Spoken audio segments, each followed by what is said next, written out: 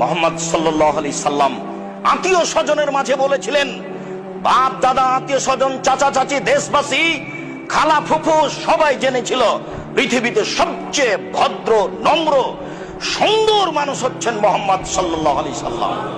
তার আত্মীয় স্বজন জানতো পৃথিবীর মাটিতে মুহাম্মদ সাল্লাল্লাহু আলাইহি সাল্লামের মতো ভদ্র মানুষ কেউ জন্ম নেয়নি। আনাস রাদিয়াল্লাহু তাআলা আনহু বলেন, আল্লাহর নবীর বাড়িতে আমি 10 বছর কাজের লোক হিসেবে ছিলাম। 10 বছরের মধ্যে তিনি বলেননি লেমা কুলতা লেমা ফালতা, এটা করলে কেন, এটা বললে কেন। এত বড় ভদ্র মানুষ আমি জীবনে কোনোদিন দেখিনি। এই ভদ্র মানুষ সবার প্রিয় মানুষ, প্রিয় আত্মীয় স্বজনের কাছে বলেছিলেন আল্লাহ একজন সপ্তম আকাশের উপরে আছে। জাতির জনগণের আত্মীয় স্বজনের আল্লাহ ছিল 360 জন। আল্লাহ যদি ছেড়ে দিতে বলেন তাহলে মানুষ মেনে নেয় কি করে? তাই তো মানুষ বলেছিল এ কি যেমন তেমন আশ্চর্য, এ কি যেমন তেমন পথ, আল্লাহুস সামাদ।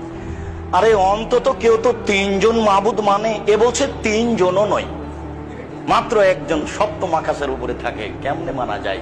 একে হত্যা করতে হবে, নেহায় না হয় দেশ থেকে তাড়িয়ে দিতে হবে, নইলে জেলখানায় বন্দি করতে হবে, 3টের যে কোনো একটা করতে হবে, এটাই তাদের সিদ্ধান্ত। এত বড় ভদ্র নম্র মানুষের উপরে হক বলাও যেমন জটিল, হক মানাও তেমন কঠিন।